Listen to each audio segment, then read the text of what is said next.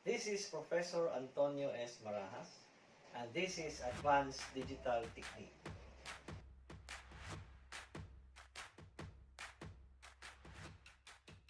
Okay, so the second type of gate is the OR gate.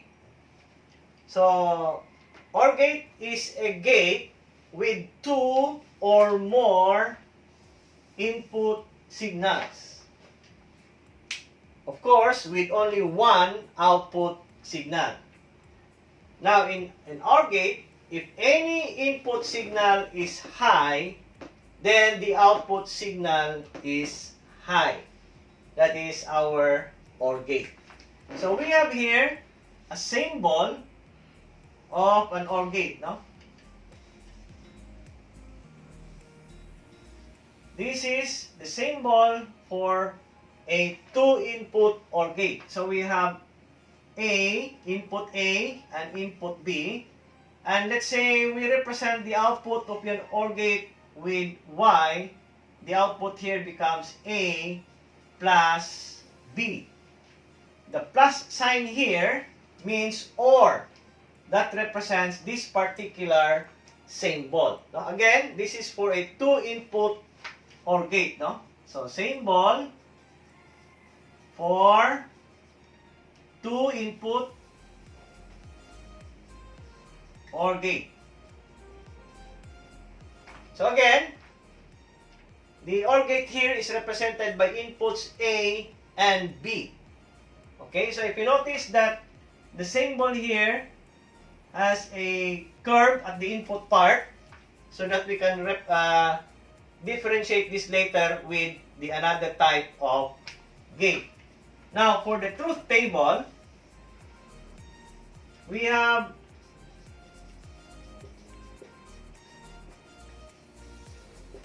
inputs A and B, and the output is represented by Y.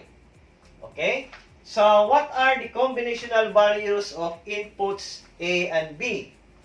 So, you have 0, 0, 0, 1, 1, 0, and 1, 1. The question here is that how do we obtain these particular combinations of inputs A and B, the values of A and B? So, you have 2, that is binary. 2 to the 2. This 2 here represents the number of inputs. So in this case, A and B. So that is equivalent to 4. So you have 4 combinations. No? So what are the combinations? You start with, in decimal numbers, you start counting with 0, then 1, 2, and then 3. Okay?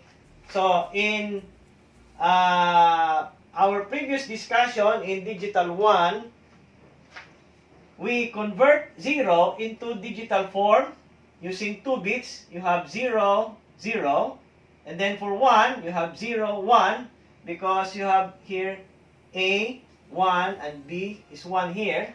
So, if you want to get the value of 0, so it is represented in binary form as 0, 0 in our conversion. And for 1, you have 0, you make the 0, and this one here is 1. For 2, this is 1, 0, and for 3, this is 1, 1. Because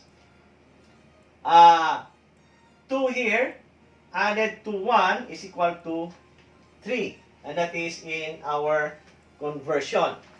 Okay? So, based on our definition, it says here, if any input signal is high, then the output signal is high. So, that means that your inputs here, you have for B, you have your 1, that means that it is also 1. You have here 1 again, and another 1. Whereas, in this condition here, A and B are both 0, so the output Y is 0. No? Again, yung sa nato ipagkuha ning 1, 1, 1, based on our definition, it says, if any of the input signal is high, then the output signal is high. We discussed the 2-input OR gate. How about if we have 3-input OR gate? Okay? So the symbol for 3-input OR gate is represented by this one. You have 1, 2, 3 inputs. Let's say we represent the inputs with letters A or variables A, B, and C. And the output again is represented by Y, which is equivalent to A or B or C. So this is your symbol for a 3-input OR gate. So how about the truth table for a 3-input OR gate?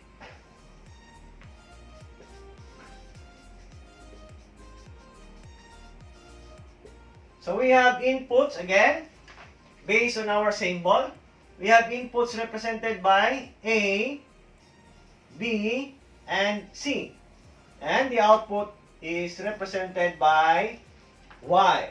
So how do we obtain the combinational values of A, B, and C? So again, 2 to the 3. Again, the 3 here represents the number of inputs. In this case, you have A, B, and C. Okay? So this is equivalent to 8. No? 8 represents the combination of inputs. Okay? So 8 combinations.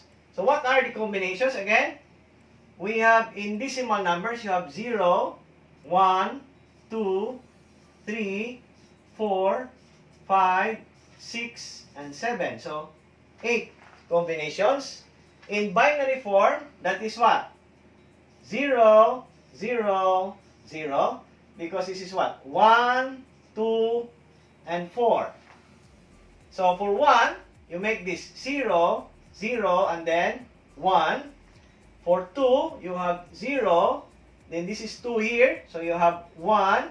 And then this is 0. For 3, you add 2 plus 1 is 3. So you make this 1, 1.